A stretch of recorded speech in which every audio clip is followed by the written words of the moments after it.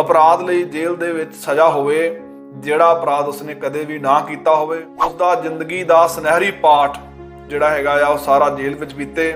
ਕਿੰਨੇ ਸਾਲ ਉਸ ਨੂੰ ਜੇਲ੍ਹ ਵਿੱਚ ਰਹਿਣਾ ਪਿਆ। ਡੇਵਿਡ ਮਿਲਗਾਰਡ ਦੀ ਮਾਂ ਨੇ ਕਿੰਨੇ ਸਾਲ ਲੰਬੀ ਇੱਕ ਮਮਤਾ ਦੇ ਤਹਿਤ ਲੜਾਈ ਲੜੀ ਆਪਣੇ ਪੁੱਤਰ ਦੀ ਖਾਤਰ। ਜੇਲ੍ਹ ਤੋਂ ਆਉਣ ਤੋਂ ਬਾਅਦ ਉਹ ਕਿਸ ਤਰ੍ਹਾਂ ਉਹਨਾਂ ਲੋਕਾਂ ਲਈ ਵਿਚਰਿਆ ਜਿਨ੍ਹਾਂ ਲੋਕਾਂ ਨੂੰ ਗਲਤ ਸਜ਼ਾਵਾਂ ਹੋਈਆਂ ਸੀ। ਇਸ ਸਮੇਂ ਦਰਮਿਆਨ ਪੁਲਿਸ ਵੱਲੋਂ ਉਹਨੂੰ ਸ਼ੂਟ ਵੀ ਕੀਤਾ ਜਾਂਦਾ, ਗੋਲੀ ਮਾਰੀ ਜਾਂਦੀ ਆ। ਜ਼ਖਮੀ ਹਾਲਤ ਵਿੱਚ ਕਾਫੀ 77 ਦਿਨ ਦੇ ਇਲਾਜ ਤੋਂ ਬਾਅਦ ਉਹ ਦੁਬਾਰਾ ਠੀਕ ਹੋ ਕੇ ਉਸਨੂੰ ਜੇਲ੍ਹ ਵਿੱਚ ਭੇਜਿਆ ਜਾਂਦਾ। ਪੁਲਿਸ ਨੂੰ ਉਹ ਸਾਰੀ ਗੱਲ ਦੱਸਦੀ ਹੈਗੀ ਆ ਕਿ ਅਸਲ ਦੇ ਵਿੱਚ ਜਿਹੜਾ ਉਸ ਨਰਸ ਦਾ ਦੋਸ਼ੀ ਹੈਗਾ ਆ ਉਹ ਡੇਵਿਡ ਮਿਲਗਾਰਡ ਨਹੀਂ ਹੈਗਾ, ਉਸਦਾ ਘਰ ਵਾਲਾ ਲੈਰੀ ਫਿਸ਼ਰ ਹੈਗਾ ਆ। ਕਿ ਸਸਕੈਚੁਅਨ ਗਵਰਨਮੈਂਟ ਵੱਲੋਂ ਬਕਾਇਦਾ ਇਸ ਮਾਮਲੇ ਦੇ ਉੱਪਰ ਫਾਈਂਡਿੰਗ ਆਉਣ ਤੋਂ ਬਾਅਦ ਮਾਫੀ ਮੰਗੀ ਗਈ ਪਬਲਿਕਲੀ ਅਤੇ $10 ਮਿਲੀਅਨ ਦਾ ਉਹਨੂੰ ਕੰਪਨਸੇਟ ਕੀਤਾ ਗਿਆ। ਇਹ ਕਿਸੇ ਸਿਸਟਮ ਦੀ ਗਲਤੀ ਕਰਕੇ ਕਿਸੇ ਬੰਦੇ ਨੂੰ ਸਾਰੀ ਉਮਰ ਜੇਲ੍ਹ 'ਚ ਰਹਿਣਾ ਪੈਂਦਾ, ਐਟ ਲੀਸਟ ਉਸ ਕੋਲੋਂ ਮਾਫੀ ਮੰਗਣੀ, ਅਪੋਲੋਜਾਈਜ਼ ਕਰਨਾ ਤੇ ਉਹਨੂੰ ਕੰਪਨਸੇਟ ਕਰਨਾ ਬਹੁਤ ਜ਼ਰੂਰੀ ਹੈ। ਦੋਸਤੋ, ਮੈਂ ਗੁਰਮੁਖ ਸਿੰਘ ਬਾਰੀਆ ਫਤਿਹ ਅਰਜ਼ ਕਰਦਾ। ਵਾਹਿਗੁਰੂ ਜੀ ਕਾ ਖਾਲਸਾ, ਵਾਹਿਗੁਰੂ ਜੀ ਕੀ ਫਤਿਹ।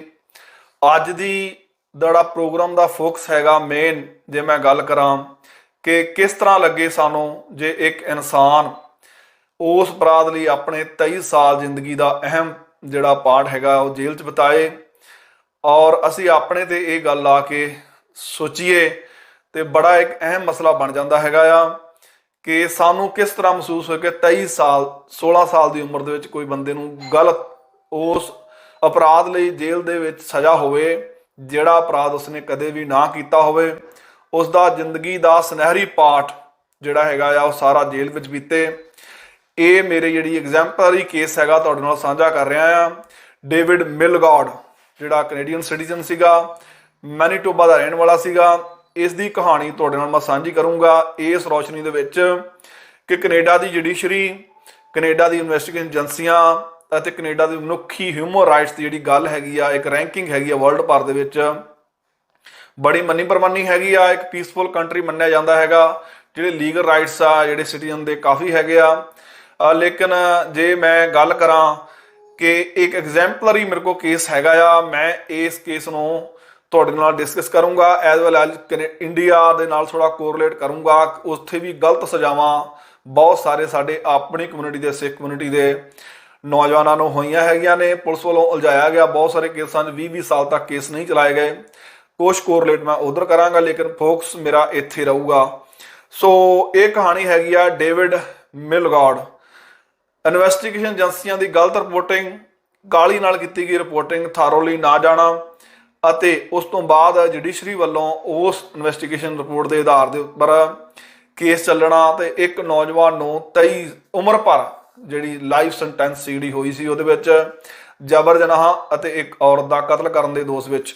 ਸੋ ਇਹ ਕਹਾਣੀ ਹੈ ਡੇਵਿਡ ਮਿਲਗਾਰਡ, ਰਜਾਈਨਾ ਸਸਕੈਚੁਅਨ ਮੈਨੀਟੋਬਾ ਦਾ ਰਹਿਣ ਵਾਲਾ ਸੀਗਾ।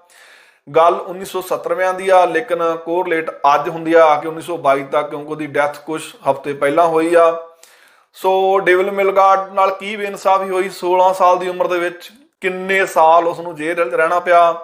ਜੇਲ੍ਹ ਤੋਂ ਆਉਣ ਤੋਂ ਬਾਅਦ ਉਹ ਕਿਸ ਤਰ੍ਹਾਂ ਉਹਨਾਂ ਲੋਕਾਂ ਲਈ ਵਿਚਰਿਆ ਜਿਨ੍ਹਾਂ ਲੋਕਾਂ ਨੂੰ ਗਲਤ ਸਜ਼ਾਵਾਂ ਹੋਈਆਂ ਸੀ, ਜਾਂ ਜਿਹੜੇ ਬੇਗੁਨਾਹ ਲੋਕ ਸੀਗੇ ਜੇਲ੍ਹ ਦੇ ਵਿੱਚ ਸੀਗੇ, ਉਹਨਾਂ ਲਈ ਉਹ ਕਿਸ ਤਰ੍ਹਾਂ ਮਸੀਹਾ ਬਣ ਕੇ ਵਿਚਰਦਾ ਰਿਹਾ। ਡੇਵਿਡ ਮਿਲਗਾਰਡ ਦੀ ਮਾਂ ਨੇ ਕਿੰਨੇ ਸਾਲ ਲੰਬੀ ਇੱਕ ਮਮਤਾ ਦੇ ਤਹਿਤ ਲੜਾਈ ਲੜੀ ਆਪਣੇ ਪੁੱਤਰ ਦੀ ਖਾਤਰ। ਸਾਰਾ ਜਹਾਨ ਡੇਵਿਡ ਦੇ ਨਾਲ ਨਹੀਂ ਸੀ, ਲੇਕਿਨ ਮਾਂ ਉਸਦੇ ਨਾਲ ਸੀ। ਸੋ ਇਹ ਮੈਂ ਗੱਲ ਕਨਕਲੂਡ ਇਹ ਕਰਾਂਗਾ ਕਿ ਉਸ ਤੋਂ ਬਾਅਦ ਕਿਸ ਤਰ੍ਹਾਂ ਸਸਕੈਚੁਅਨ ਗਵਰਨਮੈਂਟ ਵੱਲੋਂ ਡੇਵਿਡ ਮਿਲਗਾਰਡ ਨੂੰ $10 ਮਿਲੀਅਨ ਦਾ ਜਿਹੜਾ ਸੀਗਾ ਕੰਪਨਸੇਟ ਕੀਤਾ ਗਿਆ, ਮਾਫੀ ਮੰਗੀ ਗਈ। ਸੋ ਟੋਟਲ ਇਹ ਮੈਂ ਸੰਖੇਪ ਵਿੱਚ ਤੁਹਾਨੂੰ ਦੱਸ ਰਿਹਾ। ਹੁਣ ਮੈਂ ਡਿਟੇਲ ਦੇ ਵਿੱਚ ਗੱਲ ਤੁਹਾਡੇ ਨਾਲ ਸਾਂਝੀ ਕਰੂੰਗਾ ਕਿ ਡੇਵਿਡ ਮਿਲਗਾਰਡ ਦੀ ਕਹਾਣੀ ਇਸ ਤਰ੍ਹਾਂ ਦੀ ਹੈਗੀ ਆ ਕਿ ਜਦੋਂ ਉਹਨੂੰ ਆਪਣੇ ਤੇ ਲਾਉਣੇ ਹੈਗੇ ਆ ਤਾਂ ਸਾਡੀ ਰੂਹ ਕੰਬ ਜਾਂਦੀ ਹੈਗੀ। ਕਿਸੇ ਵੀ ਇਨਸਾਨ ਨਾਲ ਇਸ ਤਰ੍ਹਾਂ ਨਹੀਂ ਹੋਣਾ ਚਾਹੀਦਾ। ਡੇਵਿਡ ਮਿਲਗਾਰਡ ਅੱਜ ਦੁਨੀਆ ਵਿੱਚ ਨਹੀਂ ਹੈ, ਲੇਕਿਨ ਅਸੀਂ ਜਿਹੜੇ ਦੁਨੀਆ ਵਿੱਚ ਲੋਕ ਰਹਿ ਰਹੇ ਹੈਗੇ ਆ ਉਹਨਾਂ ਦੀ ਇਹ ਕਾਮਨਾ ਕਰਦੇ ਹਾਂ ਕਿਸੇ ਨਾਲ ਵੀ ਇਦਾਂ ਦੀ ਜਿਹੜੀ ਅਣਸਖਾਵੀਂ ਤੇ ਬਦਸਲੀਮ ਘਟਨਾ ਜਿਹੜੀ ਉਹ ਨਾ ਵਾਪਰੇ। ਡੇਵਿਡ ਮਿਲਗਾਰਡ 16 ਸਾਲ ਦਾ ਸੀ, ਮੈਨੀਟੋਬਾ ਵਿੱਚ ਰਹਿ ਰਿਹਾ ਸੀਗਾ।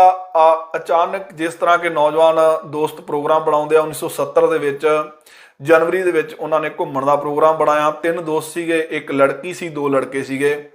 ਸੋ ਪਹਿਲਾਂ ਉਹਨਾਂ ਨੇ ਰਜਾਈਨਾ ਤੋਂ ਵੈਂਕੂਵਰ ਜਾਣ ਦਾ ਉਹਨਾਂ ਦਾ ਪ੍ਰੋਗਰਾਮ ਸੀਗਾ, ਘੁੰਮਣ ਜਾਣ ਦਾ, ਲੇਕਿਨ ਉਹਨਾਂ ਦੀ ਸਲਾਹ ਬਣੀ ਕਿ ਇੱਕ ਉਹਨਾਂ ਦਾ ਦੋਸਤ ਐਲਬਰਟ ਜਿਹੜਾ ਸੀਗਾ ਉਹ ਸਸਕੈਚੁਅਨ ਸੂਬੇ ਦੇ ਵਿੱਚ ਰਹਿ ਰਿਹਾ ਸੀਗਾ। ਸੋ ਉਹਨਾਂ ਨੇ ਇਹ ਸੋਚਿਆ ਕਿ ਅਸੀਂ ਆਪਣੇ ਦੋਸਤ ਨੂੰ ਵੀ ਨਾਲ ਲੈ ਕੇ ਜਾਵਾਂਗੇ। ਸੋ ਰਜਾਈਨਾ ਤੋਂ ਉਹ ਸਸਕੈਚੁਅਨ ਮੂਵ ਹੋਏ। ਇੱਕ ਦਿਨ ਵਾਸਤੇ ਉੱਥੇ ਗਏ। ਐਲਬਰਟ ਜਿਹੜਾ ਹੈਗਾ ਸੀਗਾ ਉਸਦੇ ਘਰ ਵਿੱਚ ਰਹੇ। ਉਸ ਨੂੰ ਉੱਥੋਂ ਨਾਲ ਲੈ ਕੇ ਫਿਰ ਉਹ ਇੱਕ ਹਫ਼ਤੇ ਲਈ ਜਾਂ ਕੁਝ ਦਿਨਾਂ ਵਾਸਤੇ ਘੁੰਮਣ ਚਲੇ ਗਏ। ਇਨ ਬਿਟਵੀਨ ਉੱਥੇ ਇੱਕ ਮੰਦਭਾਗੀ ਘਟਨਾ ਵਾਪਰੀ।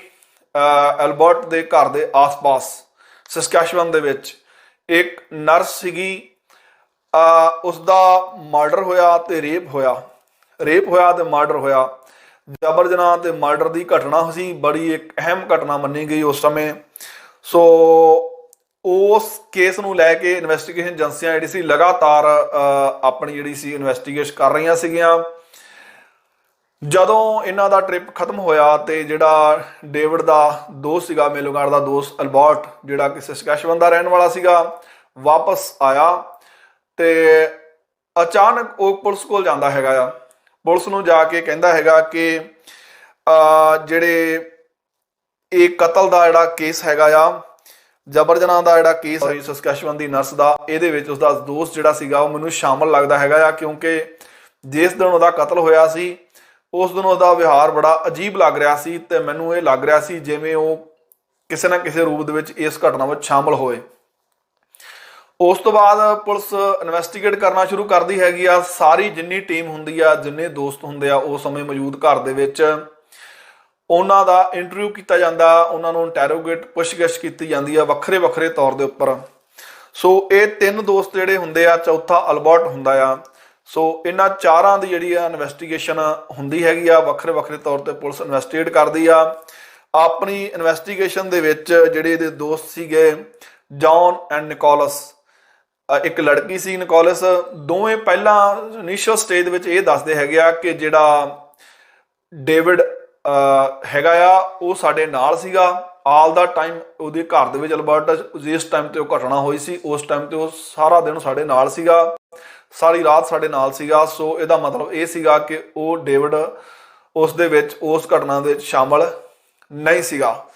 ਸੋ ਸ਼ੁਰੂ ਦੇ ਵਿੱਚ ਇਸ ਤਰ੍ਹਾਂ ਚੱਲਦਾ ਰਿਹਾ, ਲੇਕਿਨ ਪੁਲਿਸ ਨੇ ਥਾਰੋਲੀ ਜਦੋਂ ਇਨਵੈਸਟੀਗੇਟ ਕਰਨਾ ਸ਼ੁਰੂ ਕੀਤਾ ਤੇ ਜਿਹੜੇ ਉਹਦੇ ਦੋਸਤ ਸੀਗੇ ਉਹ ਉਹਨਾਂ ਦੇ ਬਿਆਨ ਬਦਲਣੇ ਸ਼ੁਰੂ ਹੋਏ। ਜਿਸ ਤੋਂ ਪੁਲਿਸ ਨੂੰ ਆਪਣੇ ਤੌਰ ਤੇ ਇੱਕ ਹੋਰ ਸ਼ੱਕ ਹੋਇਆ ਅਤੇ ਡੇਵਿਡ ਨੂੰ ਇਨਵੈਸਟੀਗੇਟ ਕੀਤਾ ਗਿਆ। ਡੇਵਿਡ ਦੇ ਕਿਉਂਕਿ ਸਾਰੇ ਹੀ ਕੁਝ ਨਸ਼ੇ ਕਰਨ ਦੇ ਆਦੀ ਸੀਗੇ, ਜਿਸ ਤਰ੍ਹਾਂ ਆਮ ਤੌਰ ਤੇ ਨੌਜਵਾਨ ਹੁੰਦੇ ਆ। ਸੋ ਕਾਫੀ ਇਨਵੈਸਟੀਗੇਸ਼ਨ ਤੋਂ ਬਾਅਦ ਤੇ ਉਹਦੇ ਜਿਹੜੇ ਦੋਸਤ ਸੀਗੇ ਉਹਨਾਂ ਦੇ ਬਿਆਨਾਂ ਤੋਂ ਬਾਅਦ, ਜਿਹੜੇ ਸਸਪੀਸ਼ੀਅਸ ਬਿਆਨ ਬਦਲ ਰਹੇ ਸੀ ਬਾਰ-ਬਾਰ, ਕਾਫੀ ਘਟਨਾਵਾਂ ਤੋਂ ਬਾਅਦ ਜਿਹੜੀ ਪੁਲਿਸ ਸੀਗੀ ਉਹਨੂੰ ਚਾਰਜ ਕਰ ਲੈਂਦੀ ਹੈਗੀ ਆ ਡੇਵਿਡ ਮਿਲਗਾਰਡ ਨੂੰ ਉਸ ਨਰਸ ਦੇ ਕੇਸ ਦੇ ਵਿੱਚ ਜਿਹਦਾ ਕਤਲ ਹੋਇਆ ਸੀ, ਰੇਪ ਹੋਇਆ ਸੀ ਤੇ ਕਤਲ ਹੋਇਆ ਸੀ, ਜਬਰ ਜਨਾਹ ਅਤੇ ਕਤਲ ਤੋਂ ਦੇ ਕੇਸ ਦੇ ਵਿੱਚ ਉਸਨੂੰ ਗ੍ਰਿਫਤਾਰ ਕਰ ਲਿਆ ਜਾਂਦਾ ਆ। ਸੋ ਇਸ ਦੇ ਵਿੱਚ ਜੇ ਮੈਂ ਗੱਲ ਕਰਾਂ ਕਿ ਜਨਵਰੀ 31, 1969 ਨੂੰ ਜਦੋਂ ਉਹਨਾਂ ਦੋਸਤਾਂ ਨੇ ਪ੍ਰੋਗਰਾਮ ਬਣਾਇਆ, ਉਹ ਰਜਾਈਨਾ ਤੋਂ ਸਸਕੈਚੁਅਨ ਗਏ। ਜੇ ਮੈਂ ਬਰੀਫਲੀ ਗੱਲ ਨੂੰ ਰਿਪੀਟ ਕਰਾਂ, ਸਸਕੈਚੁਅਨ ਦੇ ਵਿੱਚ ਉਹ ਐਲਬਰਟ ਜਿਹੜਾ ਸੀਗਾ ਉਸਦੇ ਆਪਣੇ ਦੋਸਤ ਦੀ ਘਰ ਦੇ ਵਿੱਚ ਇੱਕ ਦਿਨ ਵਾਸਤੇ ਰਹੇ। ਇੱਕ ਦਿਨ ਵਾਸਤੇ ਇੱਕ ਰਾਤ ਰਹਿ ਕੇ ਉਹ ਵਾਪਸ ਵੈਂਕੂਵਰ ਘੁੰਮਣ ਚਲੇ ਗਏ। ਘੁੰਮਣ ਆਉਣ ਤੋਂ ਇਸੇ ਦਰਮਿਆਨ ਹੀ ਇੱਕ ਨਰਸ ਜਿਹੜੀ ਸੀਗੀ ਉਸ ਦਾ ਕਤਲ ਹੋਇਆ। ਉਸ ਦੇ ਕਤਲ ਦੇ ਕੇਸ ਦੇ ਵਿੱਚ ਪੁਲਿਸ ਨੇ ਇਨਵੈਸਟੀਗੇਟ ਕੀਤਾ, ਕਿਉਂਕਿ ਇਸ ਘਰ ਦੇ ਵਿੱਚ ਉਹਦੇ ਦੋਸਤ ਨੇ ਬਾਅਦ ਚ ਵਾਪਸ ਆ ਕੇ ਇਹ ਪੁਲਿਸ ਨੂੰ ਜਾਣਕਾਰੀ ਦਿੱਤੀ ਸੀ। ਉਹਦੀ ਜਾਣਕਾਰੀ ਦੇ ਬਿਹਾਫ ਤੇ ਬਾਕੀ ਦੋਸਤਾਂ ਦਾ ਇਨਵੈਸਟੀਗੇਸ਼ਨ ਹੋਈ ਅਤੇ ਡੇਵਿਡ ਜਿਹੜਾ ਸੀਗਾ ਉਸ ਨੂੰ ਚਾਰਜ ਕਰ ਲਿਆ ਗਿਆ। ਡੇਵਿਡ ਮਿਲਗਾਰਡ ਨੂੰ ਗ੍ਰਿਫਤਾਰ ਕੀਤਾ ਗਿਆ। ਉਸ ਤੋਂ ਬਾਅਦ ਜਿਹੜੀ ਅੱਗੇ ਕੋਰਟ ਦੀ ਜਿਹੜੀ ਪੇਸ਼ੀ ਚੱਲੀ ਸੀਗੀ, ਜੇ ਮੈਂ ਕਰਾਂ 9 ਮਾਰਚ 1969 ਨੂੰ ਐਲਬਰਟ ਜਿਹੜਾ ਸੀਗਾ ਕਾਰਡੀਅਨ ਉਹ ਪੁਲਿਸ ਕੋਲ ਜਾਂਦਾ ਹੈਗਾ ਆ। ਉਹ ਕਹਿੰਦਾ ਹੈਗਾ ਕਿ ਮੇਰਾ ਦੋਸਤ ਇਸ ਦੇ ਵਿੱਚ ਸ਼ਾਮਲ ਹੈ। ਸੋ ਮੈਨੂੰ ਲੱਗਦਾ ਹੈਗਾ ਕਿ ਉਹ ਸ਼ੱਕ ਹੈਗਾ ਕਿ ਉਹ ਇਦਾਂ ਦੀਆਂ ਗੱਲਾਂ ਕਰਦਾ ਹੈਗਾ। ਮਈ 30, 1969 ਨੂੰ ਜਿਹੜਾ ਸੀਗਾ ਡੇਵਿਡ ਮਿਲਗਾਰਡ ਨੂੰ ਪੁਲਿਸ ਵੱਲੋਂ ਗ੍ਰਿਫਤਾਰ ਕਰ ਲਿਆ ਜਾਂਦਾ ਆ। ਇਹਦੇ ਵਿੱਚ ਚਾਰਜ ਵੀ ਕਰ ਦਿੱਤਾ ਜਾਂਦਾ ਆ। ਅਦਾਲਤ ਦੇ ਵਿੱਚ ਜਿਹੜੇ ਦੋਸਤਾਂ ਦੇ ਬਿਆਨ ਹੁੰਦੇ ਆ, ਹਾਲਾਂਕਿ ਉੱਥੇ ਉਹਨਾਂ ਨੇ ਇਹ ਗੱਲ ਨਹੀਂ ਮੰਨੀ ਕਿ ਉਹਨਾਂ ਦੇ ਹੁੰਦਿਆਂ ਡੇਵਿਡ ਮਿਲਗੌਡ ਨੇ ਕੋਈ ਇਦਾਂ ਦਾ ਕਤਲ ਜਾਂ ਰੇਪ ਕੀਤਾ ਸੀਗਾ। ਲੇਕਿਨ ਪੁਲਿਸ ਕੋਲ ਇਦਾਂ ਦੀਆਂ ਉਹਨਾਂ ਸਟੋਰੀਆਂ ਦੱਸੀਆਂ ਜਿਸ ਤੋਂ ਪੁਲਿਸ ਨੂੰ ਸ਼ੱਕ ਹੋਇਆ ਕਿ ਡੇਵਿਡ ਮਿਲਗੌਡ ਹੀ ਅਸਲ ਜਿਹੜਾ ਇਹਦਾ ਦੋਸ਼ੀ ਹੈਗਾ ਆ। ਡੇਵਿਡ ਮਿਲਗੌਡ ਨੂੰ ਇਸ ਕੇਸ ਦੇ ਵਿੱਚ ਜਨਵਰੀ 31 1970 ਨੂੰ ਦੋਸ਼ੀ ਮੰਨ ਲਿਆ ਜਾਂਦਾ ਹੈਗਾ ਆ। ਦੋਸ਼ੀ ਮੰਨਣ ਤੋਂ ਬਾਅਦ 5 ਜਨਵਰੀ 1971 ਨੂੰ ਜਿਹੜਾ ਸੀਗਾ ਇਹਨੂੰ ਉਸ ਤੋਂ ਬਾਅਦ ਸਜ਼ਾ ਸੁਣਾ ਦਿੱਤੀ ਜਾਂਦੀ ਹੈਗੀ ਆ। ਜਨਵਰੀ 31 1970 ਨੂੰ 1 ਸਾਲ ਬਾਅਦ ਇਨਵੈਸਟੀਗੇਸ਼ਨ ਤੋਂ ਬਾਅਦ ਇਸ ਨੂੰ ਉਮਰ ਭਰ ਲਈ ਜਿਹੜਾ ਕੋਰਟ ਵੱਲੋਂ ਸਜ਼ਾ ਸੁਣਾਈ ਜਾਂਦੀ ਆ। ਡੇਵਿਡ ਮਿਲਗੌਡ ਕਿਉਂਕਿ ਦੋਸ਼ੀ ਉਹ ਨਹੀਂ ਹੁੰਦਾ, ਕੋਈ ਦੋਸ਼ੀ ਹੋਰ ਹੁੰਦਾ ਜਿਹੜਾ ਮੈਂ ਅੱਗੇ ਜਾ ਕੇ ਤੁਹਾਨੂੰ ਦੱਸਾਂਗਾ। ਥੋੜੀ ਵੀਡੀਓ ਲੰਬੀ ਹੋਏਗੀ, ਜ਼ਰੂਰ ਦੇਖਣਾ, ਬੜੀ ਇੰਟਰਸਟਿੰਗ ਗੱਲ ਹੈਗੀ ਆ। ਡੇਵਿਡ ਮਿਲਗੌਡ ਨੇ 5 ਜਨਵਰੀ 1971 ਨੂੰ ਸਸਕੈਚੁਅਨ ਦੀ ਕੋਰਟ ਦੇ ਵਿੱਚ ਇੱਕ ਅਪੀਲ ਪਾਈ ਕਿ ਉਹ ਬੇਗੁਨਾਹ ਹੈਗਾ, ਉਸਦੇ ਕੇਸ ਨੂੰ ਰਿਵਿਊ ਕੀਤਾ ਜਾਵੇ, ਲੇਕਿਨ ਇਹ ਅਪੀਲ ਰੱਦ ਕਰ ਦਿੱਤੀ ਜਾਂਦੀ ਆ। ਨਵੰਬਰ 15 1971 ਦੇ ਵਿੱਚ ਦੁਬਾਰਾ ਡੇਵਿਡ ਮਿਲਗੌਡ ਦੀ ਮਾਂ ਵੱਲੋਂ ਜੋਸੀ ਵੱਲੋਂ ਲਗਾਤਾਰ ਕਾਨੂੰਨੀ ਲੜਾਈ ਲੜਦਿਆਂ ਸੁਪਰੀਮ ਕੋਰਟ ਦੇ ਵਿੱਚ, ਫੈਡਰਲ ਕੋਰਟ ਦੇ ਵਿੱਚ ਰਿਵਿਊ ਪਟੀਸ਼ਨ ਪਾਈ ਜਾਂਦੀ ਆ, ਜਿਹੜੀ ਕਿ ਰੱਦ ਹੋ ਜਾਂਦੀ ਆ। ਸੋ ਸਾਰੇ ਰਸਤੇ ਡੇਵਿਡ ਮਿਲਗੌਡ ਵਾਸਤੇ ਬੰਦ ਹੋ ਜਾਂਦੇ ਆ। ਉਹ ਸਦਾ ਵਾਸਤੇ ਜੇਲ੍ਹ ਵਾਸਤੇ ਸਾਰਾ ਉਮਰ ਭਰ ਲਈ ਜੇਲ੍ਹ ਵਿੱਚ ਚਲੇ ਜਾਂਦਾ ਹੈਗਾ। ਕੈਦ ਦੌਰਾਨ ਉਸ ਦੇ ਨਾਲ ਕਾਫੀ ਉੱਥੇ ਵਧੀਕੀਆਂ ਹੁੰਦੀਆਂ ਆ। ਮਾਨਸਿਕ ਤੌਰ ਤੇ ਉਹ ਪਹਿਲਾਂ ਹੀ ਪਰੇਸ਼ਾਨ ਹੁੰਦਾ। ਉਹਦੇ ਦੋਸਤ ਜਿਹੜੇ ਉਹਨੂੰ ਧੋਖਾ ਦੇ ਚੁੱਕੇ ਹੁੰਦੇ ਆ, ਉਹਦੇ ਖਿਲਾਫ ਬਿਆਨ ਦੇ ਚੁੱਕੇ ਹੁੰਦੇ ਆ। ਇਸ ਤੋਂ ਇਲਾਵਾ ਜਿਹੜੇ ਲੋਕ ਹੈਗੇ ਉਹਨਾਂ ਦਾ ਨਜ਼ਰੀਆ ਉਹਨਾਂ ਪ੍ਰਤੀ ਇੱਕ ਜਬਰ ਜਨਾਹੀ, ਬਲਾਤਕਾਰੀ ਅਤੇ ਕਾਤਲ ਵਜੋਂ ਉਸ ਨੂੰ ਦੇਖਣ ਦਾ ਨਜ਼ਰੀਆ ਜਿਹੜਾ ਸੀਗਾ ਉਸ ਤੋਂ ਬਹੁਤ ਦੁਖੀ ਹੁੰਦਾ ਆ। ਇਹਦੇ ਨਾਲ ਹੀ ਜੇਲ੍ਹ ਦੇ ਵਿੱਚ ਜਿਹੜਾ ਉਹਦੇ ਨਾਲ ਜਾ ਕੇ ਵਿਹਾਰ ਹੁੰਦਾ ਆ ਉਹ ਬੜਾ ਭਾਦਾ ਵਿਹਾਰ ਹੁੰਦਾ। ਜਿਨਸੀ ਤੌਰ ਤੇ ਉਹਨਾਂ ਟਾਈਮਾਂ ਦੇ ਵਿੱਚ, ਕਿਉਂਕਿ ਸਿਸਟਮ ਇੰਨਾ ਡਿਵੈਲਪ ਨਹੀਂ ਹੋਇਆ, ਪੁਰਾਣਾ ਸਮਾਂ ਸੀਗਾ, ਸੋ ਜਿਨਸੀ ਤੌਰ ਤੇ ਉਸ ਨੂੰ ਸ਼ਿਕਾਰ ਬਣਾਇਆ ਜਾਂਦਾ ਜਿਹੜੇ ਸੀਰੀਅਲ ਕ੍ਰਿਮੀਨਲ ਹੁੰਦੇ ਆ ਉਹਨਾਂ ਵੱਲੋਂ। ਇਸ ਤੋਂ ਇਲਾਵਾ ਉਸ ਦੇ ਵੱਲੋਂ ਜਦੋਂ ਇਹਨਾਂ ਘਟਨਾਵਾਂ ਵਾਪਰਨ ਤੋਂ ਬਾਅਦ ਆਪਣੇ ਨਾਲ ਉਹਦੇ ਵੱਲੋਂ ਆਤਮਦਾਹ ਕਰਨ ਦੇ ਯਤਨ ਕੀਤੇ ਜਾਂਦੇ ਆ, ਜੇਲ੍ਹ ਤੋਂ ਭੱਜਣ ਦੇ ਯਤਨ ਕੀਤੇ ਜਾਂਦੇ ਹੈਗੇ ਆ ਕਿ ਉਹਨੂੰ ਕੋਈ ਉਮੀਦ ਫਿਲਹਾਲ ਨਹੀਂ ਰਹਿੰਦੀ। ਲੇਕਿਨ ਉਹਨੇ ਇਸ ਸਮੇਂ ਦਰਮਿਆਨ ਪੁਲਿਸ ਵੱਲੋਂ ਉਹਨੂੰ ਸ਼ੂਟ ਵੀ ਕੀਤਾ ਜਾਂਦਾ, ਗੋਲੀ ਮਾਰੀ ਜਾਂਦੀ ਆ। ਜ਼ਖਮੀ ਹਾਲਤ ਵਿੱਚ ਕਾਫੀ 77 ਦਿਨ ਦੇ ਇਲਾਜ ਤੋਂ ਬਾਅਦ ਉਹ ਦੁਬਾਰਾ ਠੀਕ ਹੋ ਕੇ ਉਸਨੂੰ ਜੇਲ੍ਹ ਵਿੱਚ ਭੇਜਿਆ ਜਾਂਦਾ ਆ।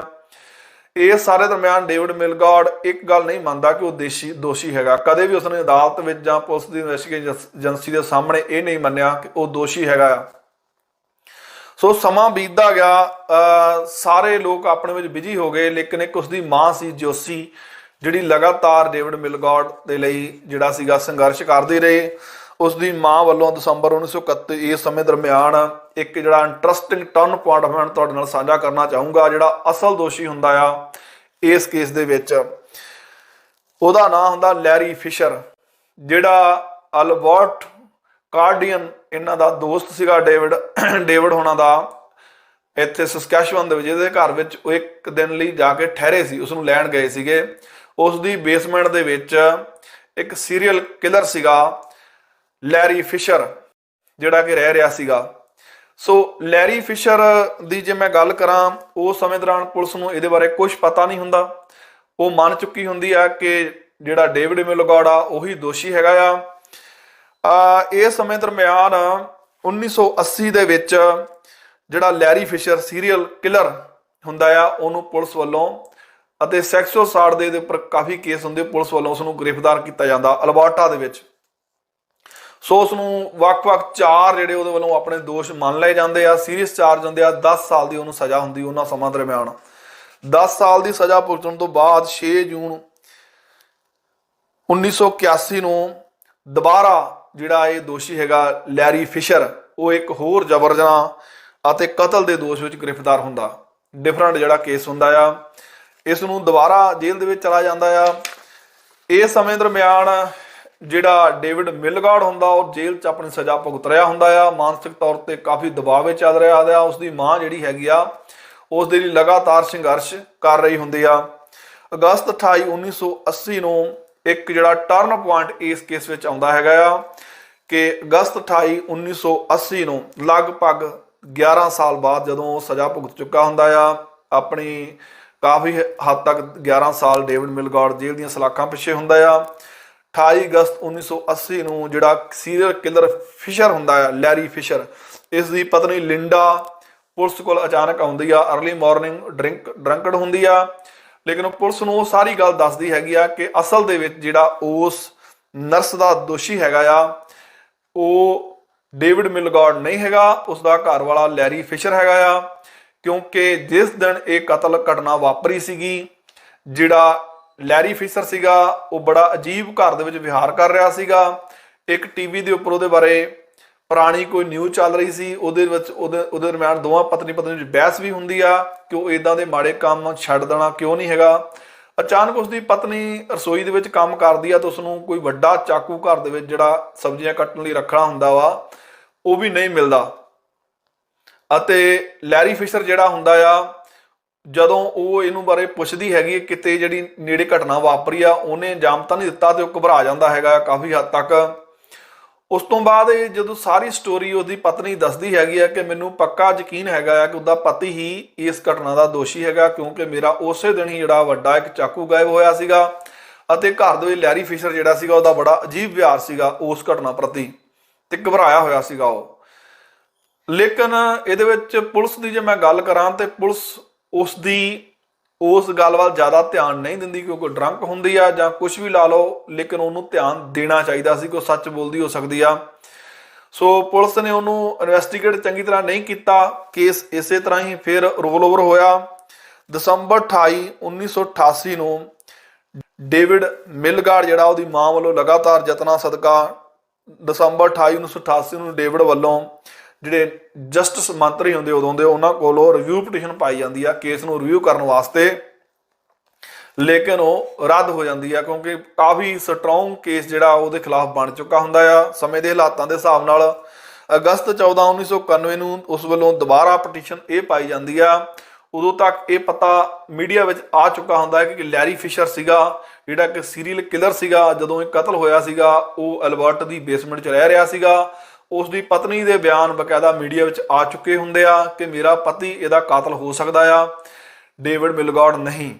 ਸੋ ਜਦੋਂ ਇਹ ਸਾਰੀਆਂ ਰਿਪੋਰਟਾਂ ਮੀਡੀਆ ਵਿੱਚ ਆ ਚੁੱਕੀਆਂ ਹੁੰਦੀਆਂ ਤੇ ਅਗਸਤ 14 1991 ਨੂੰ ਦੁਬਾਰਾ ਡੇਵਿਡ ਮਿਲਗਾਰਡ ਵੱਲੋਂ ਸੁਪਰੀਮ ਕੋਰਟ ਦੇ ਵਿੱਚ ਪਟੀਸ਼ਨ ਪਾਈ ਜਾਂਦੀ ਆ ਅਤੇ as well as justice minister ਕੋਲ ਰਿਵਿਊ ਪਟੀਸ਼ਨ ਪਾਈ ਜਾਂਦੀ ਆ। ਇਹ ਸਮੇਂ ਜਿਹੜਾ ਜਸਟਿਸ ਮਿਨਿਸਟਰ ਹੈਗਾ ਆ ਕੈਨੇਡਾ ਦਾ, ਉਹਦੇ ਵੱਲੋਂ ਬਕਾਇਦਾ ਇਸ ਕੇਸ ਨੂੰ ਜਦੋਂ ਸਾਰਾ ਮੀਡੀਆ ਦੀਆਂ ਰਿਪੋਰਟਾਂ ਆ ਚੁੱਕੀਆਂ ਹੁੰਦੀਆਂ ਨੇ ਤੇ ਸੁਪਰੀਮ ਕੋਰਟ ਕੋਲੋਂ ਓਪੀਨੀਅਨ ਮੰਗੀ ਜਾਂਦੀ ਹੈ ਇਸ ਕੇਸ ਬਾਰੇ। ਸੋ ਜੇ ਮੈਂ ਅੱਗੇ ਚੱਲਾਂ ਤੇ ਅਪ੍ਰੈਲ 14 1992 ਨੂੰ ਲਗਭਗ 23 ਸਾਲ ਬਾਅਦ ਸੁਪਰੀਮ ਕੋਰਟ ਇਸ ਫੈਸਲੇ ਤੱਕ ਪੁੱਜ ਪਾਉਂਦੀ ਆ ਕਿ ਜਿਹੜਾ ਇਹ ਕੇਸ ਹੈਗਾ ਆ ਇਹਦੇ ਵਿੱਚ ਜਿਹੜਾ ਦੋਸ਼ੀ ਸੀਗਾ, ਅਸਲ ਦੋਸ਼ੀ ਸੀਗਾ ਉਹ ਲੈਰੀ ਫਿਸ਼ਰ ਸੀਗਾ ਜਿਹੜਾ ਕਿ ਸੀਰੀਅਲ ਕਿਲਰ ਸੀਗਾ। ਉਸਨੂੰ ਆਦਤ ਸੀਗੀ ਜਬਰ ਜਨਾਹ ਅਤੇ ਕਤਲ ਕਰਨ ਦੀ।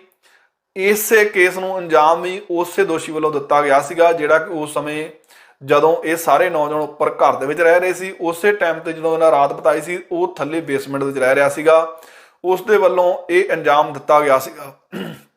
ਸੋ ਲੈਰੀ ਫਿਸ਼ਰ ਨੂੰ ਜਿਹੜਾ ਸੀਗਾ ਇਹਦੇ ਵਿੱਚ ਜਿਹੜਾ ਦੋਸ਼ੀ ਮੰਨਿਆ ਗਿਆ। 14 ਅਪ੍ਰੈਲ 1992 ਨੂੰ ਸੁਪਰੀਮ ਕੋਰਟ ਦਾ ਇੱਕ ਅਹਿਮ ਫੈਸਲਾ ਆਇਆ ਜਿਹਦੇ ਵਿੱਚ ਉਹਨਾਂ ਨੇ ਡੇਵਿਡ ਮਿਲਗਾਰਡ ਨੂੰ ਜਿਹੜਾ ਸੀਗਾ ਰਿਹਾ ਕਰਨ ਦਾ ਹੁਕਮ ਦਿੱਤਾ। ਲੇਕਿਨ ਨਾਲ ਦੀ ਨਾਲ ਅਜੇ ਲੜਾਈ ਖਤਮ ਨਹੀਂ ਹੋਈ ਕਿਉਂਕਿ ਇਨਵੈਸਟੀਗੇਸ਼ਨ ਹੋਣੀ ਸੀ, ਬਕਾਇਦਾ ਅਸਲ ਦੋਸ਼ੀ ਨੇ ਫੜਿਆ ਜਾਣਾ ਸੀਗਾ, ਉਹਦੀ ਇਨਵੈਸਟੀਗੇਸ਼ਨ ਹੋਣੀ ਸੀਗੀ। ਫਿਰ ਇਹਦੇ ਖਿਲਾਫ ਜਿਹੜੇ ਸਬੂਤ ਸੀਗੇ ਉਹਨਾਂ ਦੀ ਜਾਂਚ ਹੋਣੀ ਸੀਗੀ, ਜਿਹੜੇ ਦੇ ਹੱਕ ਸਬੂਤ ਸੀਗੇ ਡੇਵਿਡ ਮਿਲਗਾਰਡ ਦੇ। ਸੋ ਕੋਰਟ ਦਾ ਫੈਸਲਾ ਆਇਆ ਗਾ ਜੇ ਅਜੇ ਨਾਮ ਕਲੀਅਰ ਇਹਦੇ ਵਿੱਚੋਂ ਨਹੀਂ ਕੀਤਾ ਜਾਊਗਾ, ਰਿਹਾਈ ਜਿਹੜੀ ਉਸ ਨੂੰ ਕਰ ਦਿੱਤੀ ਗਈ, ਪਰੋਲ ਦੇ ਦਿੱਤੀ ਗਈ। ਸੋ 23 ਸਾਲ ਬਾਅਦ ਡੇਵਿਡ ਜੇਲ੍ਹ ਦੇ ਵਿੱਚੋਂ ਬਾਹਰ ਆਇਆ। ਹੋਰ 5 ਸਾਲ ਤੱਕ ਉਸ ਦੀ ਮਾਂ ਅਤੇ ਡੇਵਿਡ ਵੱਲੋਂ ਅਤੇ ਇਸ ਦੇ ਨਾਲ ਹੀ ਇੱਕ ਇਨੋਸੈਂਟ ਕੈਨੇਡਾ ਨਾਂ ਦੀ ਜਿਹੜੀ ਸੀਗੀ ਇੱਕ ਸੰਸਥਾ ਸੀਗੀ, ਲੀਗਲ ਟੀਮ ਸੀਗੀ ਜਿਹਦੇ ਵੱਲੋਂ ਉਹਨਾਂ ਦੀ ਮਦਦ ਕੀਤੀ ਗਈ, ਜਿਹਦੇ ਵਿੱਚ ਉਦੋਂ ਸਮੇਂ ਤੱਕ ਲਗਭਗ ਮੈਂ ਕਹਾਂਗਾ 25 ਸਾਲ ਬੀਤ ਚੁੱਕੇ ਹੁੰਦੇ, 26 ਸਾਲ, ਜਿਹੜੀ ਫੋਰੈਂਸਿਕ ਵਰਗੀਆਂ ਅਤੇ DNA ਵਰਗੀਆਂ ਜਿਹੜੀਆਂ ਟੈਕਨੀਕ ਸੀਗੀਆਂ ਉਹ ਆ ਚੁੱਕੀਆਂ ਸੀਗੀਆਂ।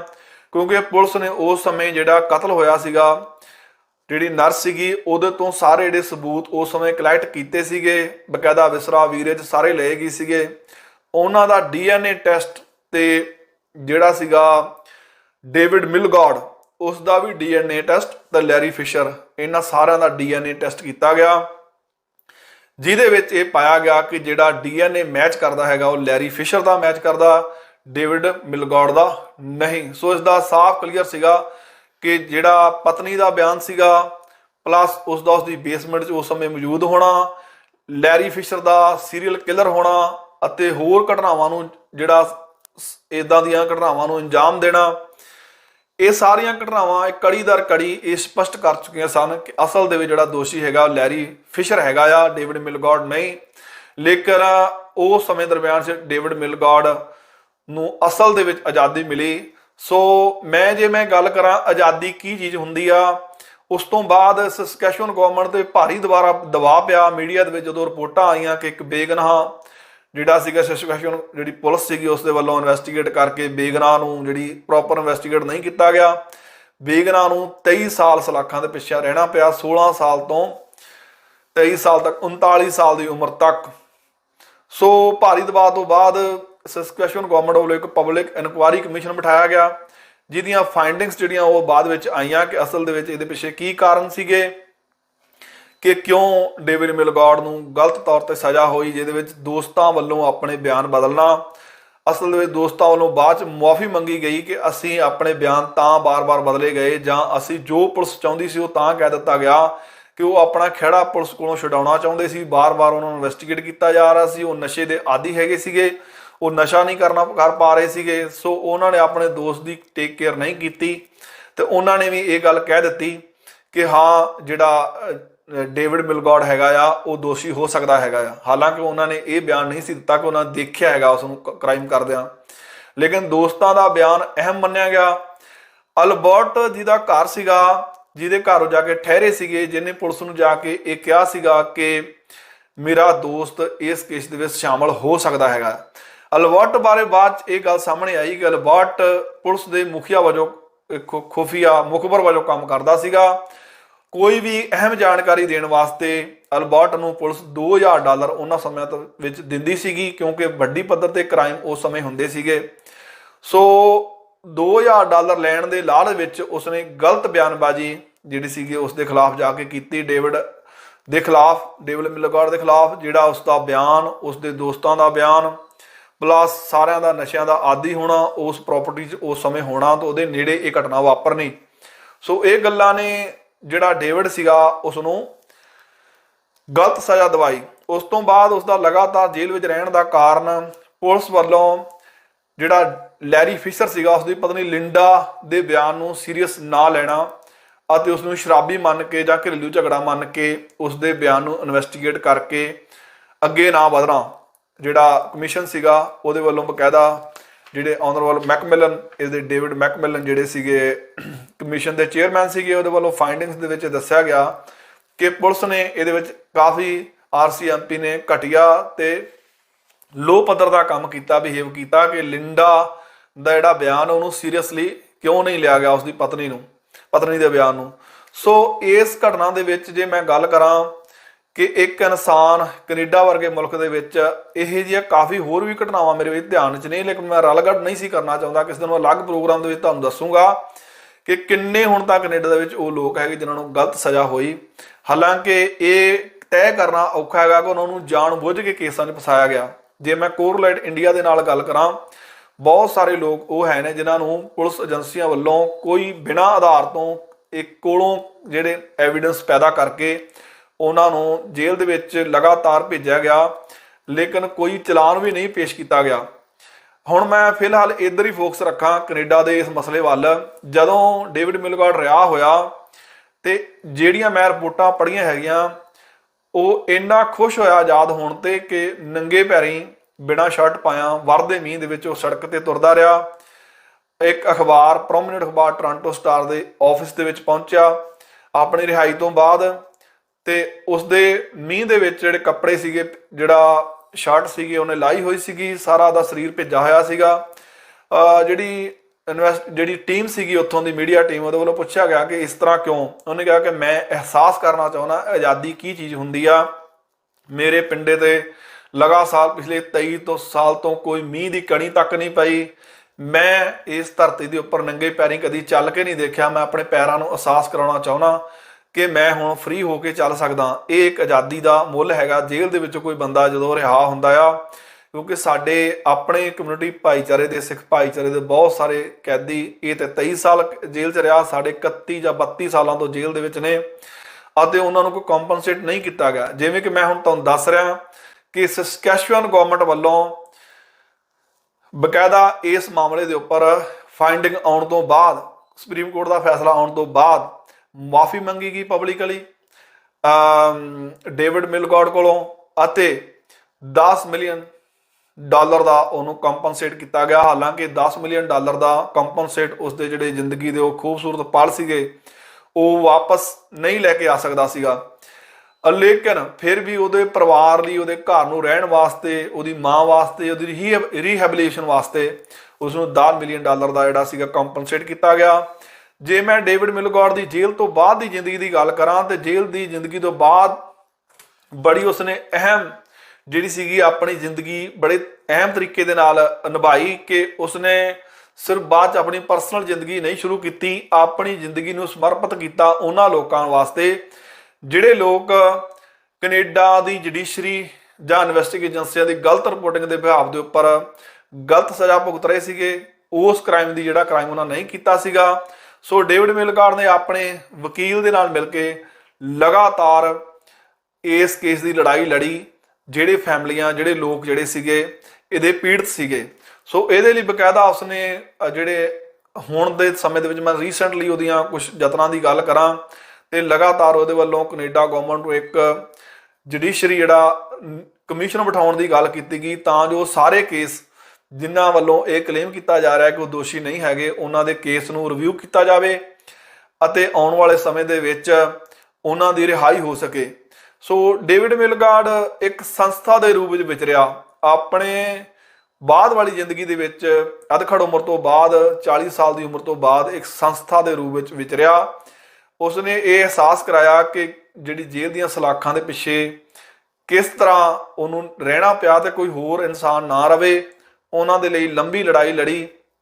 ਉਹਦੀਆਂ ਸੇਵਾਵਾਂ ਦੇਖਣ ਤੋਂ ਬਾਅਦ ਹੀ ਜਿਹੜਾ ਉਹਦਾ ਵਕੀਲ ਸੀਗਾ, ਡੇਵਿਡ ਮਿਲਗੌਡ ਦਾ ਵਕੀਲ ਸੀਗਾ ਡੇਵਿਡ ਐਸਪਰ, ਯੂਨੀਵਰਸਿਟੀ ਆਫ ਮੈਨੀਟੋਬਾ ਨੇ ਬਕਾਇਦਾ ਉਸਨੂੰ, ਦੋਨਾਂ ਨੂੰ ਹੀ, ਡੇਵਿਡ ਮਿਲਗੌਡ ਅਤੇ ਡੇਵਿਡ ਐਸਪਰ ਜਿਹੜਾ ਉਹਦਾ ਵਕੀਲ ਸੀਗਾ, ਉਹਨਾਂ ਦੇ ਵਡੂਲੇ ਯਤਨਾਂ ਦੇ ਲਈ ਉਹਨਾਂ ਨੂੰ ਡਾਕਟਰੇਟ ਦੀ ਜਿਹੜੀ ਡਿਗਰੀ ਸੀ ਉਹਦੇ ਨਾਲ ਸਨਮਾਨਿਤ ਕੀਤਾ ਗਿਆ।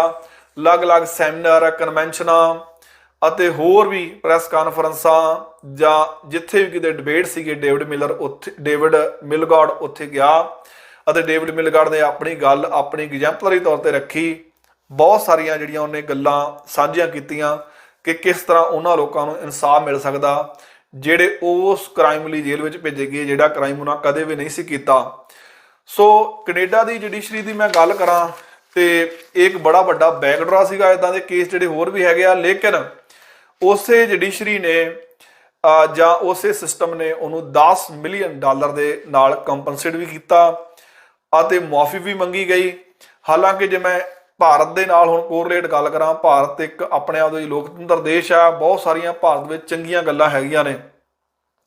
ਸੋ ਜਿੰਨੇ ਵੱਡੇ ਪ੍ਰੋਟੈਸਟ ਵਿੱਚ ਭਾਰਤ ਵਿੱਚ ਹੁੰਦੇ ਹੈਗੇ ਆ ਉਹ ਕਿਸੇ ਦੇਸ਼ ਵਿੱਚ ਨਹੀਂ ਹੁੰਦੇ, ਉਹਨਾਂ ਨੂੰ ਇਹ ਕਰਨ ਦੀ ਇਜਾਜ਼ਤ ਹੈ। ਲੇਕਿਨ ਜਿਹੜੀਆਂ ਬੇਨਿਯਮੀਆਂ ਇਹ ਹੁੰਦੀਆਂ ਨੇ ਕਿ ਜਦੋਂ ਕੋਈ ਵੀ ਜਿਹੜੀ ਕਮਿਊਨਿਟੀ, ਖਾਸ ਕਰਕੇ ਪਾਰਟੀਕੂਲਰ ਘੱਟ ਗਿਣਤੀ ਕਮਿਊਨਿਟੀਆਂ ਦੇ ਲੋਕ ਆਪਣੇ ਹੱਕਾਂ ਲਈ ਗੱਲ ਕਰਦੇ ਹੈਗੇ ਆ, ਉਹ ਸਮੇਂ ਦਰਮਿਆਨ ਜਿਹੜੇ ਸਿੱਖ ਨੌਜਵਾਨ ਲੰਬੇ ਸਮੇਂ ਤੋਂ ਜੇਲ੍ਹਾਂ ਦੇ ਵਿੱਚ ਬੰਦ ਹੈਗੇ ਆ, 31 ਸਾਲਾਂ ਤੋਂ, ਜਿਹੜੇ ਰਿਹਾ ਹੋ ਕੇ ਆਏ ਵੀ ਹੈਗੇ ਜਿਨ੍ਹਾਂ ਦੇ ਖਿਲਾਫ ਕੋਈ ਦੋਸ਼ ਸਾਬਤ ਨਹੀਂ ਹੋ ਪਾਇਆ। ਜੇ ਮੈਂ ਇਹਦੇ 'ਚ ਥੋੜ੍ਹਾ ਜਿਹਾ ਥਾਰੋਲੀ ਗੱਲ ਕਰਾਂ, ਬਹੁਤ ਸਾਰੇ ਜਿਹੜੇ NIA ਹੈਗੀਆਂ ਨੇ ਜਾਂ ਟਾਡਾ ਦੇ ਕੇਸ ਹੈਗੇ ਸੀ, ਉਹਦੇ ਵਿੱਚ ਉਹਨਾਂ ਖਿਲਾਫ ਕੇਸ ਹੀ ਨਹੀਂ ਚੱਲੇ ਤੇ ਬਾਅਦ ਵਿੱਚ ਕੁਝ ਲੱਭਾ ਵੀ ਨਹੀਂ ਹੈਗਾ ਤੇ ਉਹਨਾਂ ਨੂੰ ਉੱਦਾਂ ਹੀ ਰਿਹਾ ਕਰ ਦਿੱਤਾ ਗਿਆ। ਭਾਵ ਇਹ ਮੰਨ ਲਿਆ ਗਿਆ ਕਿ ਉਹ ਦੋਸ਼ੀ ਨਹੀਂ ਹੈਗੇ ਜਾਂ ਇਹ ਮੰਨਿਆ ਹੀ ਨਹੀਂ ਗਿਆ ਕਿ ਉਹ ਦੋਸ਼ੀ ਨਹੀਂ ਹੈਗੇ ਤੇ ਉਸ ਤੋਂ ਬਾਅਦ ਉਹਨਾਂ ਨੂੰ ਕੋਈ ਕੰਪਨਸੇਸ਼ਨ ਵੀ ਨਹੀਂ ਦਿੱਤੀ ਗਈ। ਇਹ ਗੱਲ ਵੀ ਕਦੀ ਪਬਲਿਕਲੀ ਨਹੀਂ ਮੰਨੀ ਗਈ ਕਿ ਜਿਹੜੇ ਇਹ ਸਿੰਘ ਇੰਨੇ ਲੰਬੇ ਸਮੇਂ ਤੋਂ ਜੇਲ੍ਹਾਂ ਦੇ ਵਿੱਚ ਹੈਗੇ ਆ ਉਹਨਾਂ ਦੇ ਕਿਹੜੇ ਕਸੂਰ ਹੈਗੇ ਆ ਜਾਂ ਜਿਨ੍ਹਾਂ ਦੇ ਨਹੀਂ ਹੈਗੇ ਸੀ ਉਹਨਾਂ ਨੂੰ ਕੰਪਨਸੇਟ ਕੀ ਕੀਤਾ ਗਿਆ ਆ। ਇੱਕ ਸਿਸਟਮ ਦਾ ਕਿਸੇ ਵੀ ਸਿਸਟਮ ਦੇ ਵਿੱਚ ਬੇਨਿਯਮੀ ਕਰਕੇ ਜਾਂ ਅਣਜਾਣੇ ਦੇ ਵਿੱਚ ਕਿਸੇ ਬੰਦੇ ਨੂੰ ਸਜ਼ਾ ਹੋ ਜਾਣੀ ਮੁਮਕਿਨ ਹੋ ਸਕਦੀ ਆ, ਗਲਤ ਸਜ਼ਾ ਹੋ ਜਾਣੀ। ਲੇਕਿਨ ਜੇ ਮੈਂ ਗੱਲ ਕਰਾਂ ਕਿਸੇ ਵੀ ਇਨਸਾਨ ਨੂੰ ਜਾਣ ਬੁੱਝ ਕੇ ਕਿਸੇ ਕੇਸ ਵਿੱਚ ਫਸਾਉਣਾ, ਐਵੀਡੈਂਸ ਤਿਆਰ ਕਰਨੇ, ਉਹਦੇ ਖਿਲਾਫ ਕੇਸ ਹੀ ਨਾ ਪੇਸ਼ ਕਰਨਾ ਜਾਂ ਉਹਦੇ ਖਿਲਾਫ 20 ਦੇ ਕਰੀਬ ਕੇਸ ਦਰਜ ਕਰਨੇ, ਤਾਂ ਉਹਨਾਂ ਬਾਰੇ ਦੱਸਣਾ ਨਾ ਉਹਨਾਂ ਲੀਗਲ ਟੀਮ ਨੂੰ, ਤੇ ਕੱਲਾ ਕਰਕੇ ਚਲਾਨ ਪੇਸ਼ ਕਰਨਾ ਸਿਰਫ ਇਸ ਕਰਕੇ ਕਿ ਉਹ ਲੰਬਾ ਸਮਾਂ ਜੇਲ੍ਹ ਵਿੱਚ ਰਵੇ, ਬਾਹਰ ਨਾ ਜਾ ਸਕੇ। ਇਹ ਕੰਪਲੀਕੇਸ਼ਨਾਂ ਇੰਡੀਆ ਦੇ ਜੁਡੀਸ਼ੀਅਲ ਸਿਸਟਮ ਦੀਆਂ ਹੈਗੀਆਂ। ਅਸੀਂ ਉਮੀਦ ਕਰਦੇ ਹਾਂ ਕਿ ਜਿਹੜੇ ਵੀ ਜਿੱਦਾਂ ਕੈਨੇਡਾ ਦੀ ਐਗਜ਼ਾਮਪਲ ਹੀ ਮੈਂ ਗੱਲ ਤੁਹਾਨੂੰ ਦੱਸੀ ਹੈਗੀ, ਅਮਰੀਕਾ ਦੇ ਵਿੱਚ ਇੱਦਾਂ ਦੀਆਂ ਬਹੁਤ ਸਾਰੀਆਂ ਸਟੋਰੀਆਂ ਹੈਗੀਆਂ ਜਿਹੜੀ ਮੈਂ ਲੈ ਕੇ ਆਊਂਗਾ ਨਾਰਥ ਅਮਰੀਕਾ ਦੇ ਵਿੱਚ। ਲੇਕਿਨ ਜੇ ਮੈਂ ਇਹ ਸਟੋਰੀ ਤੋਂ 1-2-3 ਕਨਕਲੂਜਨ ਕੱਢਣਾ ਚਾਹੂੰਗਾ, ਇੱਕ ਮਾਂ ਦਾ ਪਿਆਰ, ਜਿਹੜੀ ਮਾਂ ਨੇ ਲਗਾਤਾਰ ਡੇਵਿਡ ਮਿਲਗੌਡ ਦੀ ਖਾਤਰ ਕੱਲੀ ਨਹੀਂ ਲਗਾਤਾਰ ਉਸ ਦੀ ਰਿਹਾਈ ਲਈ ਯਤਨ ਕੀਤਾ। ਇੱਕ ਮਾਂ ਦੀ ਮਮਤਾ ਸੀਗੀ, ਸ਼ਾਇਦ ਡੇਵਿਡ ਮਿਲਗੌਡ ਆਪਣੀ ਮਾਂ ਦਾ ਦੇਣ ਵੀ ਕਦੇ ਨਹੀਂ ਦੇ ਸਕੂਗਾ, ਜਿਹਨੇ ਲਗਾਤਾਰ ਉਸ ਦੀ ਲੜਾਈ ਕਰੀ, ਉਸ ਦਾ ਵਕੀਲ, ਉਸ ਦੀ ਲੀਗਲ ਟੀਮ ਇਨੋਸੈਂਟ ਕੈਨੇਡਾ ਵੱਲੋਂ ਉਸ ਦੇ ਲਈ। ਲੇਕਿਨ ਇਸ ਦੇ ਨਾਲ ਹੋਰ ਵੀ ਮੈਂ ਇੱਕ ਗੱਲ ਐਡ ਕਰੂੰਗਾ, ਸੰਘਰਸ਼ ਅਤੇ ਇੱਕ ਜਿਹੜਾ ਸਿਰੜ ਹੈਗਾ ਆ ਕਿ ਉਹਨੇ ਆਪਣੇ ਆਪ ਨੂੰ ਕਦੇ ਵੀ ਦੋਸ਼ੀ ਨਹੀਂ ਮੰਨਿਆ, ਸਿਸਟਮ ਅੱਗੇ ਸਿਰ ਨਹੀਂ ਝੁਕਾਇਆ ਕਿ ਮੈਂ ਦੋਸ਼ੀ ਹਾਂ। ਇਹ ਇੱਕ ਬੜੀ ਅਹਿਮ ਗੱਲ ਸੀਗੀ, ਕਿਉਂਕਿ ਬਹੁਤ ਸਾਰੇ ਲੀਗਲ ਟੀਮ ਉਹਨੂੰ ਜਾ ਕੇ ਕਹਿੰਦੀ ਰਹੀ ਵੀ ਡੇਵਿਡ ਮਿਲਗੌਡ ਨੂੰ ਕਿ ਜੇ ਤੂੰ ਇਹ ਗੱਲ ਮੰਨ ਲਵੇਂ ਕਿ ਤੂੰ ਦੋਸ਼ੀ ਹੈਗਾ, ਤੇਰੀ ਪੈਰੋਲ ਥੋੜੀ ਛੇਤੀ ਹੋ ਸਕਦੀ ਆ, ਲੇਕਿਨ ਉਹਦੇ ਵੱਲੋਂ ਨਹੀਂ ਮੰਨਿਆ ਗਿਆ। ਇਹਦੇ ਨਾਲ ਹੀ ਜੇ ਮੈਂ ਗੱਲ ਕਰਾਂ ਕੰਪਨਸੇਸ਼ਨ ਦੀ, ਕੰਪਨਸੇਸ਼ਨ ਦੇਣ ਦੇ ਨਾਲ ਕਿਸੇ ਨੂੰ ਅਸੀਂ ਉਹਦੇ ਪਾਲ ਵਾਪਸ ਨਹੀਂ ਕਰ ਸਕਦੇ, ਲੇਕਿਨ ਇਹ ਜ਼ਰੂਰੀ ਹੈਗੀ ਆ ਤਾਂ ਜੋ ਉਹਦੀ ਰਹਿੰਦੀ ਜ਼ਿੰਦਗੀ ਜਿਹੜੀ ਹੈਗੀ ਉਹ ਥੋੜਾ ਸਕੂਨ ਦੇ ਨਾਲ ਬੀਤ ਸਕੇ। ਸੋ ਇਹ ਅੱਜ ਦੀ ਇੱਕ ਅਹਿਮ ਸਟੋਰੀ ਸੀਗੀ, ਤੁਹਾਡੇ ਨਾਲ ਸਾਂਝੀ ਕੀਤੀ ਆ। ਮੈਂ ਸਮਝਦਾ ਹੈਗਾ ਕਿ ਇਦਾਂ ਦੀਆਂ ਗੱਲਾਂ ਮੀਡੀਆ ਦੇ ਵਿੱਚ ਸਾਂਝੀਆਂ ਕਰਨੀਆਂ ਬੜੀ ਜ਼ਰੂਰੀਆਂ ਹੈਗੀਆਂ ਨੇ ਕਿ ਸਿਸਟਮ ਦੀਆਂ ਬੇਨਿਯਮੀਆਂ ਕਰਕੇ ਕਿਸੇ ਇਨਸਾਨ ਦੀ ਲਾਈਫ ਜਿਹੜੀ ਖਰਾਬ ਹੋ ਜਾਂਦੀ ਆ, ਦੁਬਾਰਾ ਕਿਸੇ ਨਾਲ ਇਦਾਂ ਨਾ ਹੋ ਸਕੇ। ਇਨਵੈਸਟੀਗੇਸ਼ਨ ਏਜੰਸੀਆਂ ਨੂੰ ਪ੍ਰੋਪਰ ਇਨਵੈਸਟੀਗੇਟ ਕਰਨਾ ਚਾਹੀਦਾ ਹੈਗਾ ਆ। ਜਿਹੜੇ ਦੋਸਤ ਮਿੱਤਰ ਜਿਨ੍ਹਾਂ ਵੱਲੋਂ ਬਾਅਦ ਕੱਲੇ ਤੌਰ ਤੇ ਡੇਵਿਡ ਮਿਲਗੌਡ ਵੱਲੋਂ ਮਾਫੀ ਮੰਗੀ ਗਈ ਕਿ ਅਸੀਂ ਉਹਦੇ ਨਾਲ ਗਲਤ ਕੀਤਾ ਸੀਗਾ, ਇਨਵੈਸਟੀਗੇਸ਼ਨ ਏਜੰਸੀਆਂ ਵੱਲੋਂ ਮਾਫੀ ਮੰਗੀ ਗਈ, ਸਸਕੈਚੁਅਨ ਗਵਰਨਮੈਂਟ ਵੱਲੋਂ ਮਾਫੀ ਮੰਗੀ ਗਈ। ਇਹ ਮੁਆਫੀ ਆਪਣੇ ਦੇ ਵਿੱਚ ਇੱਕ ਤਸੱਲੀ ਸੀਗਾ, ਲੇਕਿਨ ਮੈਂ ਫਿਰ ਵੀ ਕਹੂੰਗਾ ਕਿ ਇਹ ਸਾਰੀਆਂ ਗੱਲਾਂ ਬੜੀਆਂ ਜ਼ਰੂਰੀ ਹੈਗੀਆਂ ਕਿਸੇ ਵੀ ਸਿਸਟਮ ਦੇ ਵਿੱਚ। ਜੇ ਕਿਸੇ ਸਿਸਟਮ ਦੀ ਗਲਤੀ ਕਰਕੇ ਕਿਸੇ ਬੰਦੇ ਨੂੰ ਸਾਰੀ ਉਮਰ ਜੇਲ੍ਹ 'ਚ ਰਹਿਣਾ ਪੈਂਦਾ, ਐਟ ਲੀਸਟ ਉਸ ਕੋਲੋਂ ਮੁਆਫੀ ਮੰਗਣੀ, ਅਪੋਲੋਜਾਈਜ਼ ਕਰਨਾ ਤੇ ਉਹਨੂੰ ਕੰਪਨਸੇਟ ਕਰਨਾ ਬਹੁਤ ਜ਼ਰੂਰੀ ਹੈਗਾ। ਅਤੇ ਕੇਸਾਂ ਨੂੰ ਰਿਵਿਊ ਕਰਨਾ ਵੀ ਬਹੁਤ ਜ਼ਰੂਰੀ ਹੈਗਾ ਸਮੇਂ ਸਿਰ, ਤਾਂ ਜੋ ਜੇ ਕਿਤੇ ਗਲਤ ਫੈਸਲਾ ਹੋਇਆ ਤਾਂ ਉਸਨੂੰ ਦੁਰਸਤ ਕੀਤਾ ਜਾ ਸਕੇ। ਸੋ ਅੱਜ ਦਾ ਪ੍ਰੋਗਰਾਮ ਤੁਹਾਨੂੰ ਕਿਸ ਤਰ੍ਹਾਂ ਲੱਗਾ ਮੈਨੂੰ ਫੀਡਬੈਕ ਜ਼ਰੂਰ ਦੇਣਾ, ਆਪਣੇ ਕਮੈਂਟ ਜਾਂ ਆਪਣੇ ਵਿਚਾਰ ਮੈਨੂੰ ਜ਼ਰੂਰ ਦੇਣਾ, ਤਾਂ ਜੋ ਮੈਂ ਹੋਰ ਆਉਣ ਵਾਲੇ ਸਮੇਂ ਵਿੱਚ ਇਦਾਂ ਦੇ ਪ੍ਰੋਗਰਾਮ ਤੁਹਾਡੇ ਨਾਲ ਸਾਂਝੇ ਕਰ ਸਕਾਂ। ਸੋ ਫਤਿਹ ਅਰਜ਼ ਕਰਦੇ ਹਾਂ। ਵਾਹਿਗੁਰੂ ਜੀ ਕਾ ਖਾਲਸਾ, ਵਾਹਿਗੁਰੂ ਜੀ ਕੀ ਫਤਿਹ।